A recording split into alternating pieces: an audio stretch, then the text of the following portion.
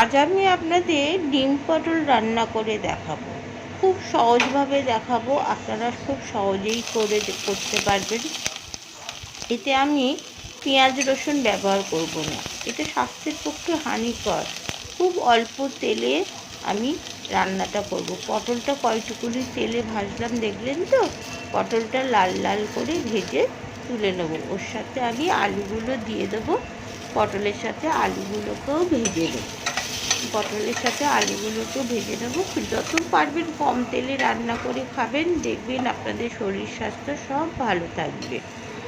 আর এটা কাঁচা লঙ্কা দিয়েই রান্না হবে। এবারে আবার কড়াইতে তেল দিয়ে দিলাম।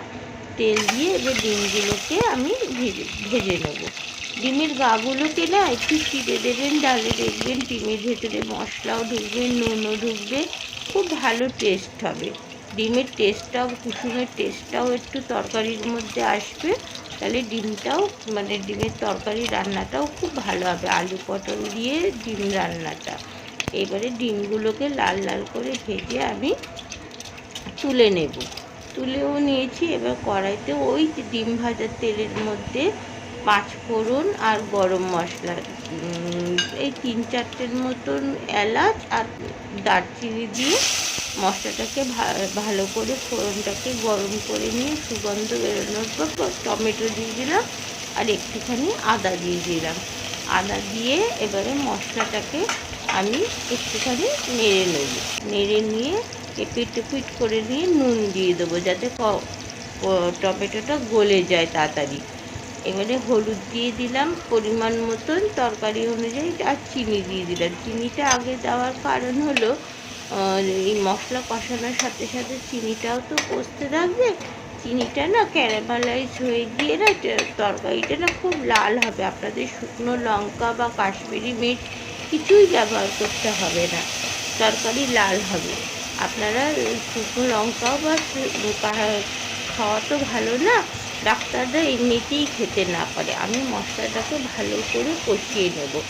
এই যে গোল গোল গোল গোল করে কষিয়ে নেবো। তারপরে ডিম, পটল আর আলুটা মশলার মধ্যে দিয়ে একটুখানি কষিয়ে নেব। আর যদি তলায় লেগে যায় তাহলে একটুখানি উষ্ণ গরম জল দিয়ে করবেন। তেলে জলে মিশ খায় না, এটা তো জানেন তো, যার জন্য জলটা উবে যাবে কিন্তু তেলটা কড়ার মধ্যে থেকে যাবে। এটা একটা বিজ্ঞানসম্মত পদ্ধতি, এটা একটা টিপস। তারপরে তরকারিটা কষানো হয়ে যাওয়ার পর পরিমাণ মতন জল দিয়ে দিলাম। আপনাদের যদি ভিডিওটা ভালো লেগে থাকে তাহলে আমার চ্যানেলটিকে সাবস্ক্রাইব করবেন। আর এই টিপসগুলো যদি ভালো লেগে থাকে তাহলে অবশ্যই কমেন্ট করবেন আর বন্ধুবান্ধবদের মধ্যে ভিডিওটা শেয়ার করে দেবেন। এবারে তরকারিটাকে ঘন করার জন্য একটা আলু না একটুখানি ভেঙে গা ভাঙা করে তরকারির মধ্যে মিশিয়ে দিলাম। কেমন বন্ধুরা, দেখুন তরকারিটা এখনও কিন্তু ফুট আসেনি। এই তরকারিটা যদি নামিয়ে ফেলেন না তাহলে না তরকারিটা জলসা আর পানসের মতন খেতে হবে। তরকারিটা খেতে সুস্বাদু হবে না। সুস্বাদু রান্না খেতে তো সবাই ভালোবাসে, তাই না? তাই একটুখানি ধৈর্য ধরে রান্না করতে হয়।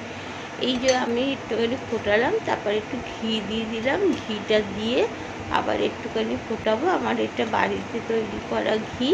এবারে তরকারিটা ফুটটা দেখুন আসছে। আগে কিন্তু একটা করে ফুটছিল তরকারির মধ্যে, বাবলস হচ্ছিল। এবারে দেখুন ডাবল বাবলস হবে। যেই তরকারির মধ্যে ডাবল বাবলস হবে আপনারা তখনই বুঝে যাবেন যে আপনাদের তরকারিটা হয়ে এসেছে। তখন আর তরকারিটা নামিয়ে ফেললেও, ভাতের সাথে খেলেও পানসা বা জলসা লাগবে না। কেমন বন্ধুরা, এই টিপসগুলো মনে রাখবেন। আজ এইটুকুনি। কেমন লাগলো জানাবেন। টাটা, আজ আসি।